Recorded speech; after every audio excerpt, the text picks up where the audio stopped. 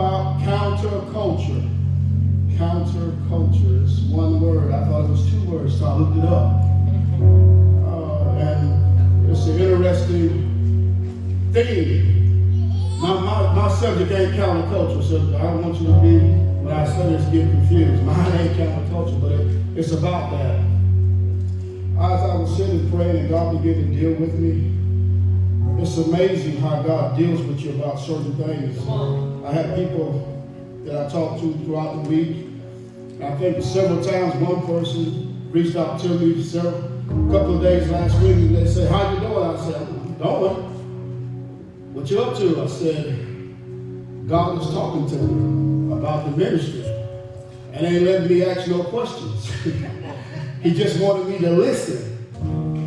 And I just listen as God unfolds some things to me, especially about some things that people are going through, some things, issues that are happening in folks' lives, some issues that, that is going on with ministry as a whole. But some things that I need to look at, some things that I need to be aware of. And it was just amazing how God would just direct you and guide you, but then show you.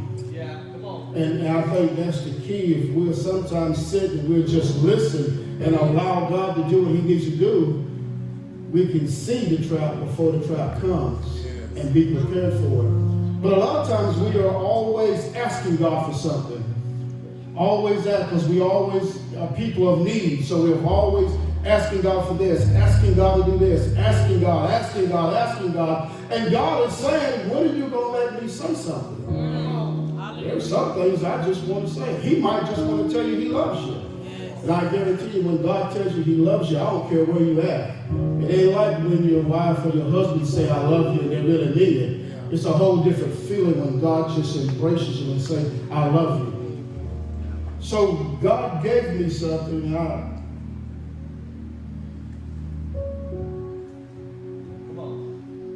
It's going to be a little hard. But remember, every sermon that usually a good speaker or somebody, a man of God preacher, hits him first. Before it hits you, he has to live through this thing first. So just know that I lived through this thing first. Exodus, first chapter, verse 7. Oh no, that's not what I want. I can't preach that long. I'm going to pass out up here.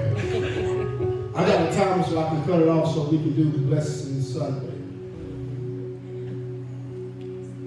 First chapter of Exodus, beginning at the 7th verse, and it reads,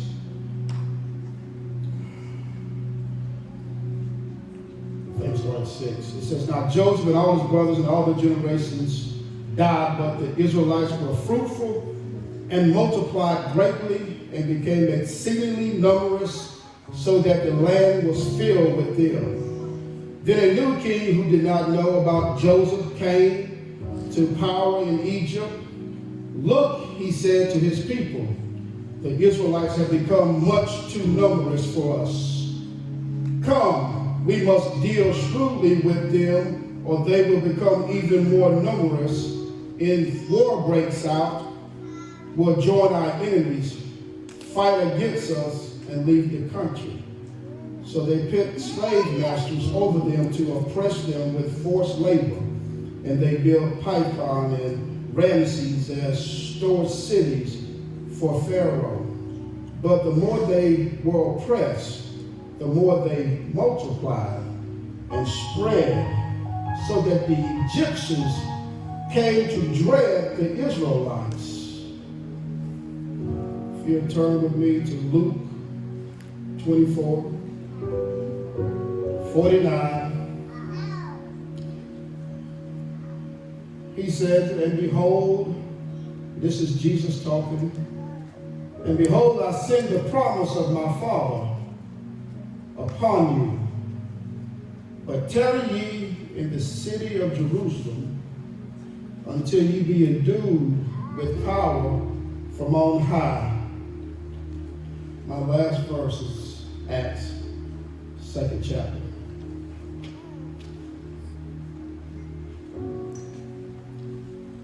Beginning at verse 1.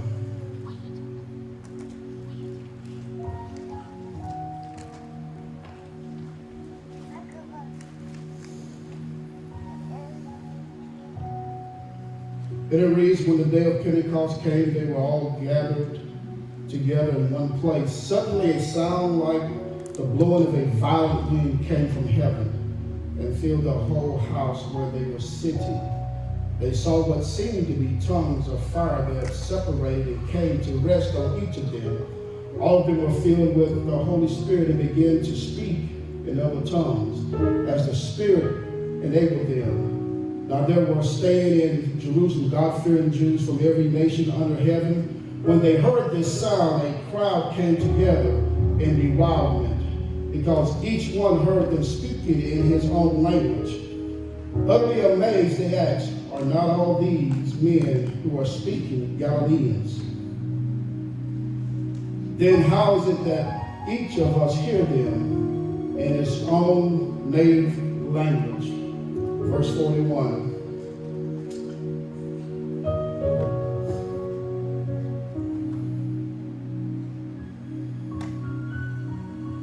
And it reads, those who accepted his message were baptized, and about 3,000 were added to their number that day.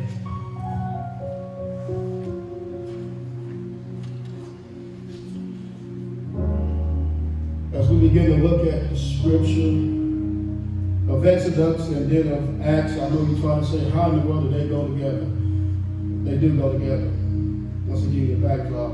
But I'll be talking from a subject that says, what's our environment producing? What is our environment producing? I'm not talking about what's my environment. Yes. What is our environment producing? Yes. When you look at environment, it talks about the conditions that surround someone or something. The conditions or influences that grow, health, progress, etc. of someone or something. They're aggregated of social and cultural conditions that influence the life of an individual or community. That's the environment. That means that we set the stage. We, as we come together, we should be able to affect something. Yes. We should be able to affect some kind of change when we come together. That means that when somebody walks in here, they should not walk out of here the same way that they walked in here. Yes. That's if we're being effective. The atmosphere is a surrounding influence on environment, the area in a particular place or area. And when you look at the Egyptians, this is key. I got 3 points and then I'm going to be done. When you look at the Egyptians, this is so crazy. Because what happened was Israel, because of Joseph,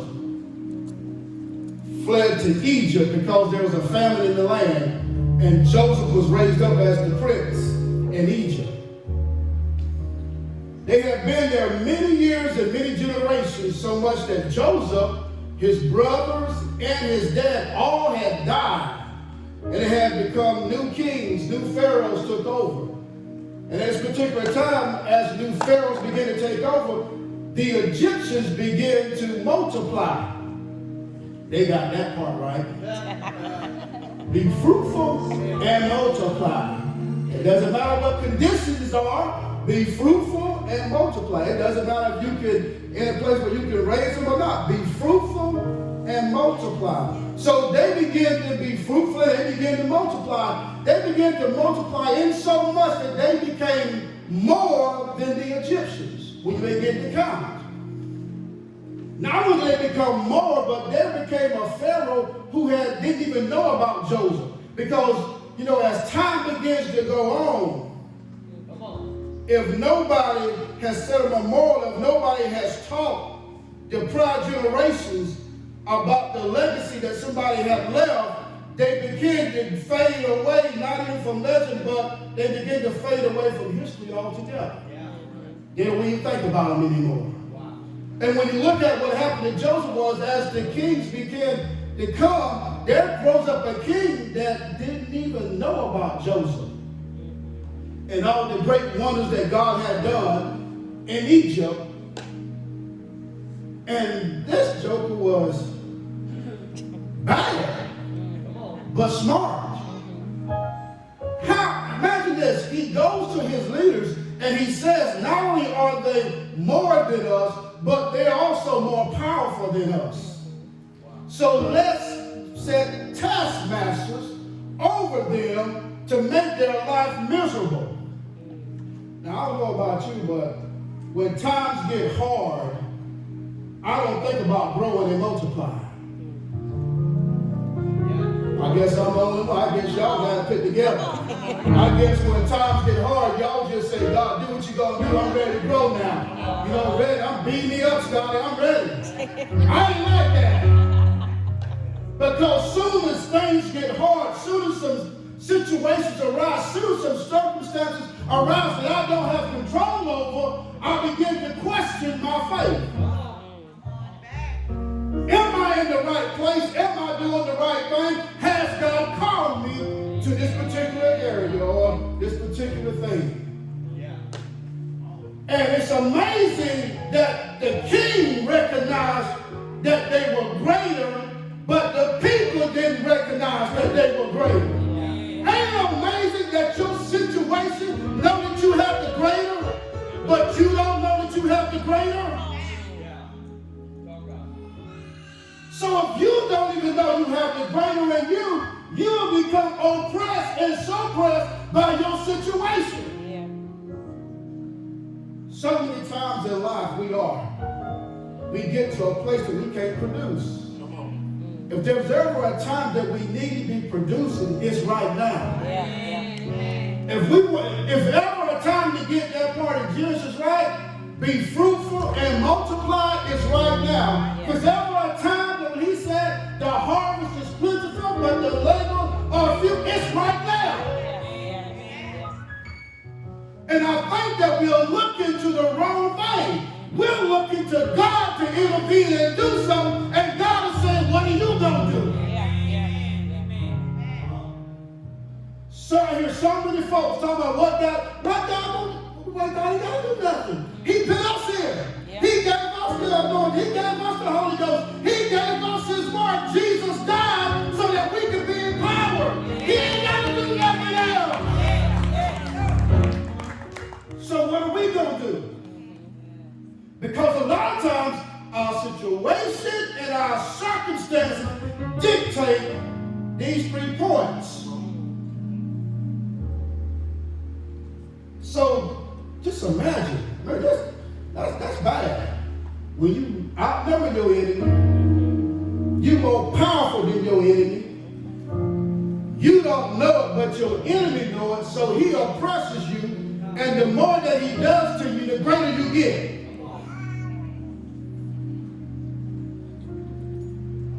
It was so bad that the king said that when they go to have the babies, if it's a male, when it comes out, kill it.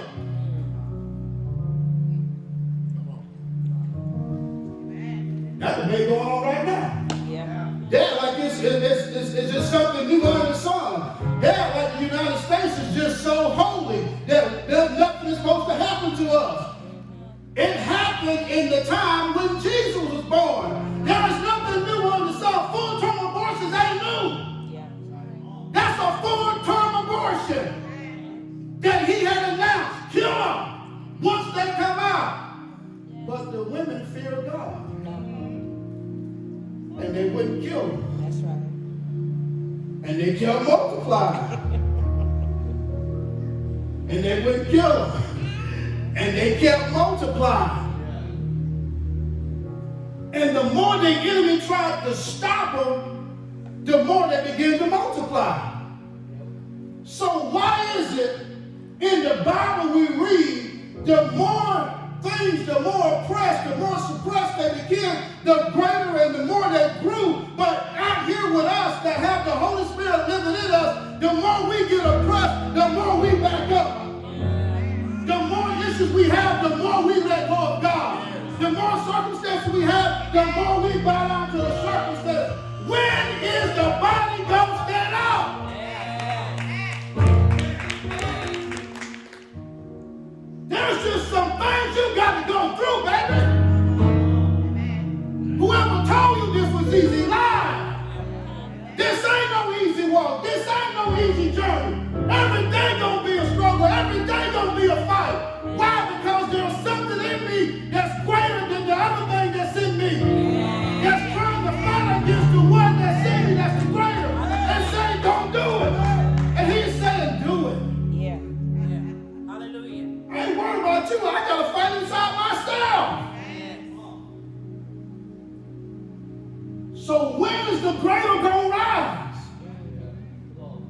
he's saying, what is the environment? What are y'all producing, Baker?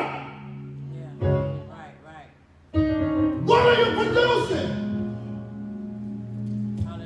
Hallelujah. I know we blame it on the transition, we blame it on that. You can't blame it on nobody.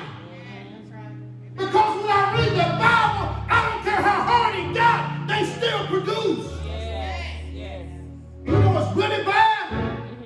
They didn't even have the Holy Ghost. They wasn't even filled with the Spirit.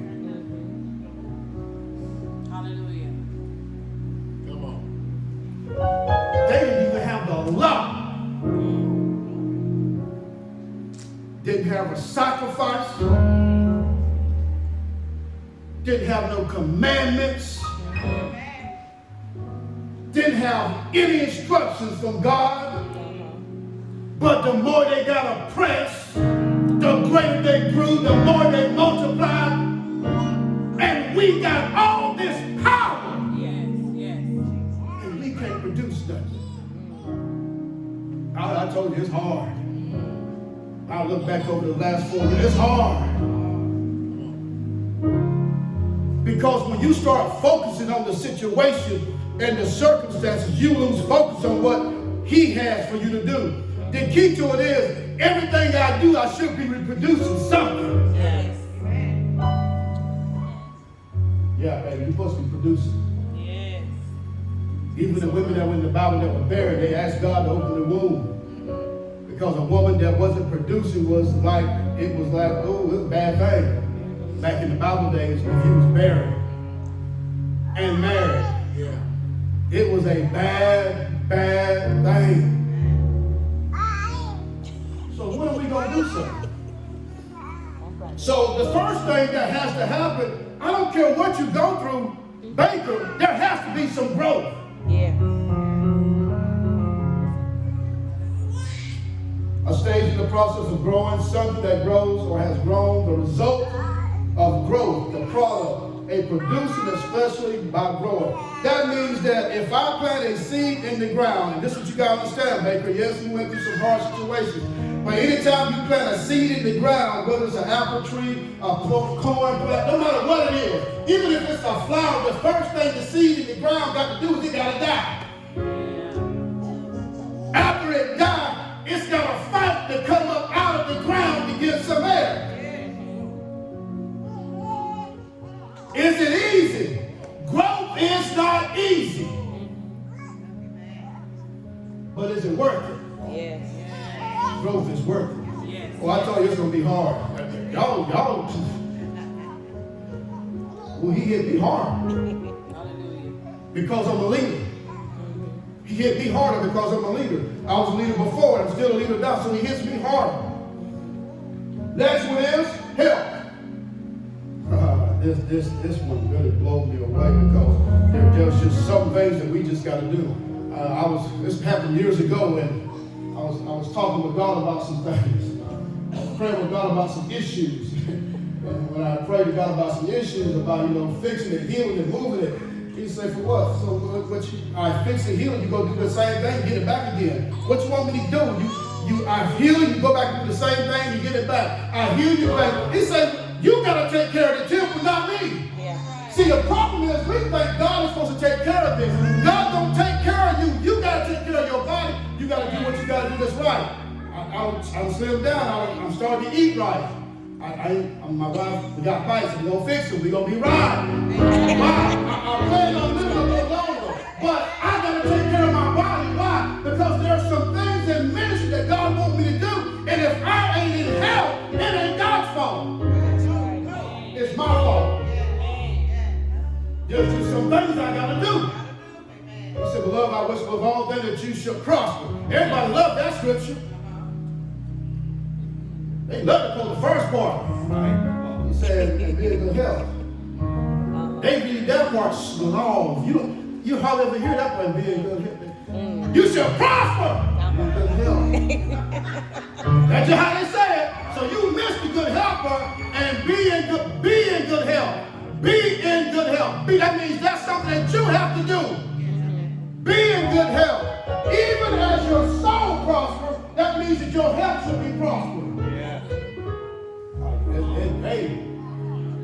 So when I look at Harvest Baker, what in the world happened? We interested?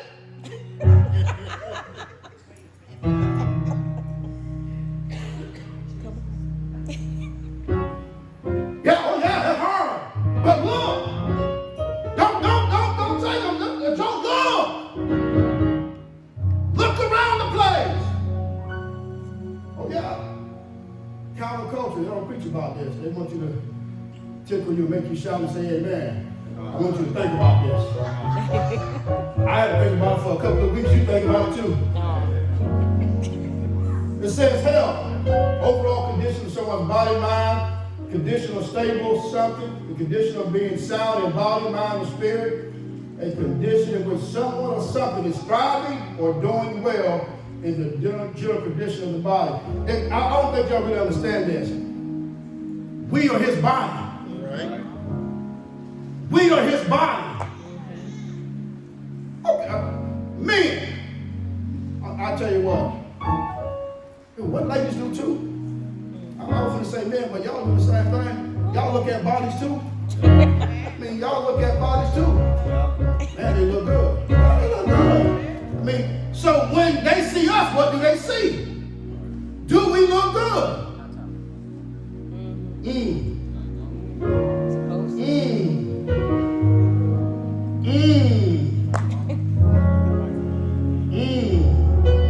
Do somebody want to ask you out?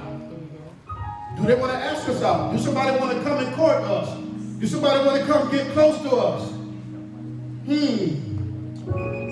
Do somebody want to go on a date? Last point. No, it hasn't. Countdown 1 minute. Progress. I don't care what you go through, Harvest Baker. There's got to be some growth. I don't care what you go through, Harvest Baker. There's got to be some help. I don't care what you go through. There's got to be some progress. You know what progress is? Progress is moving forward. I mean, it ain't moving backwards. Can I tell y'all we move backwards? Can I tell y'all we really jump backwards? And we jump back. We're moving forward now. But if we wouldn't have never jumped backwards, just think about where we would have been. Because when you can't get with your eyes and see and start making decisions and judgments until he shows you the whole picture. So what's our environment producing? Do somebody want to come and court us? Do somebody want to come and ask us out? Do somebody want to come take us on a date? Do somebody want to come and just get close to us? Are we attractive? Are we appeasing? All the things that when you look at somebody that you do, Are they saying that about us? Oh, you can laugh, but it's true. Because that's how we do. So are they saying that about us?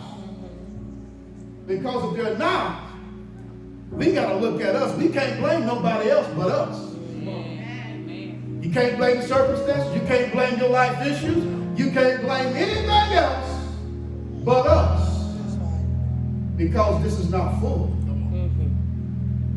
I don't care if it's three. I don't care if we do 3 more transitions. It still falls on us. Who he has planted here. If you know you're supposed to be here, and this is where God has assigned you, it's on you, just like it's on me. I wasn't assigned to Harvest James. I was assigned to Harvest Baker. So it's on me. And now that I found out, we're going to be producing. There's going to be some pregnancies around here. There's going to be some courting around here. Why? Because when you go in a church, if you don't see young people, if they don't have a nursery, if they don't have a children's ministry, that means that they are barren. They're not producing.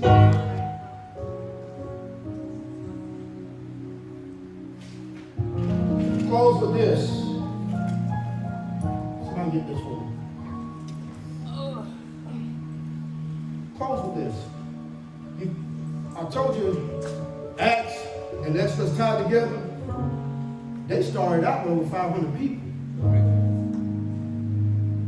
I really never thought about this. When Jesus was there with them after the resurrection, he was there 40 days. Pentecost happened on the 50th day. He was there 40 days. They ain't have but 10 days to wait. So in 10 days, almost a third of the people left. They couldn't even hold out 10 days. So they went from 500 some people to 120.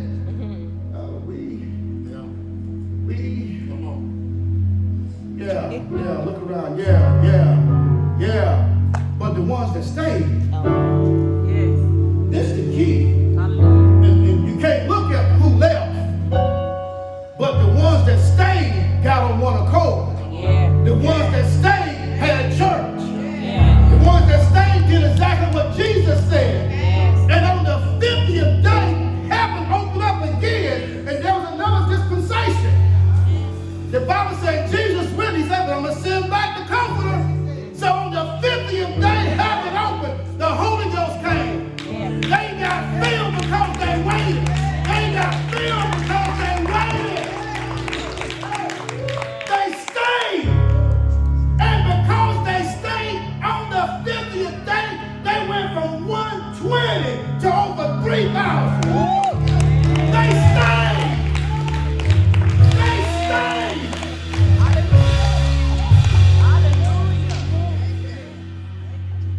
They stayed. And God multiplied. Woo! I'm glad I stayed. Because see, what's coming is going to be greater than what left. I'm glad I stayed. I'm glad. So Harvest Baker, as your pastor, we going to produce. I can tell you now, if you don't want to produce, this might not be the place for you. Because we going to produce. So I'm going to push you.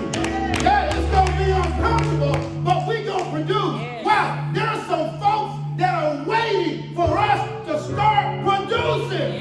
There are some folks that are tired. There are some folks that are beat up. There are some folks that want to give up. But if we ain't in the place that we need to be together, when they come in, they'll go back out. That's just church. I did that all my life.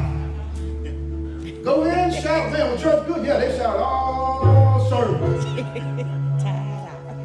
But did anybody's life get changed? Did anybody get set free?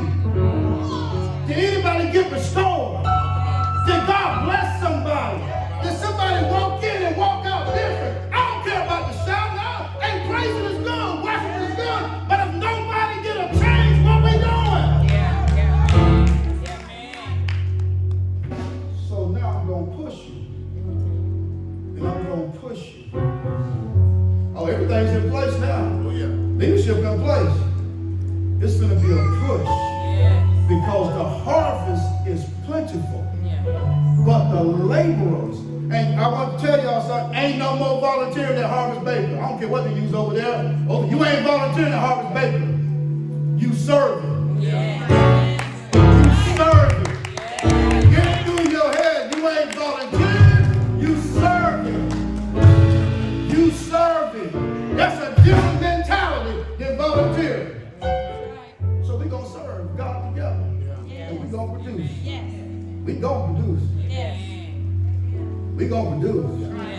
I'm telling you we're going to produce. So stand to your feet.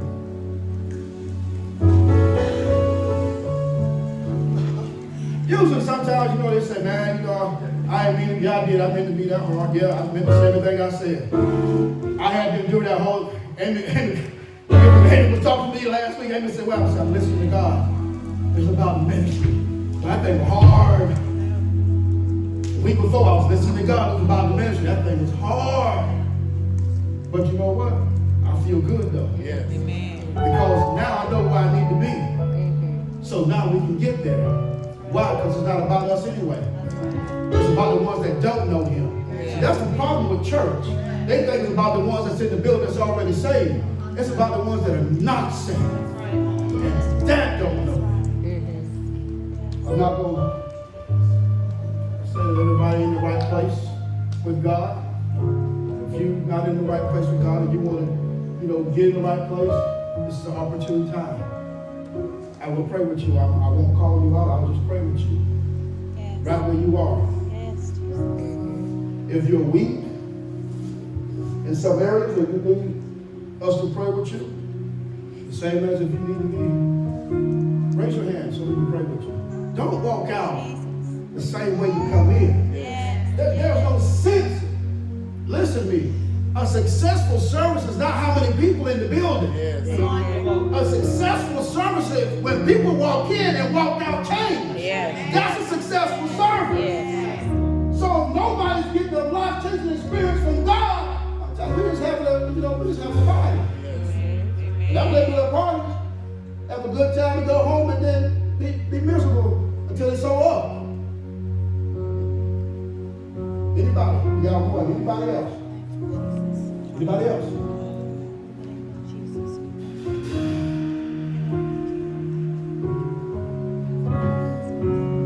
That's because all our eyes closed. We're going to pray. Yes. Brother Darrell, y'all touch your hands right there. He raised his hands so we can pray with him. Just put your hands on the shoulders. We can pray with him. Everybody else, eyes closed. Eyes closed. Eyes closed.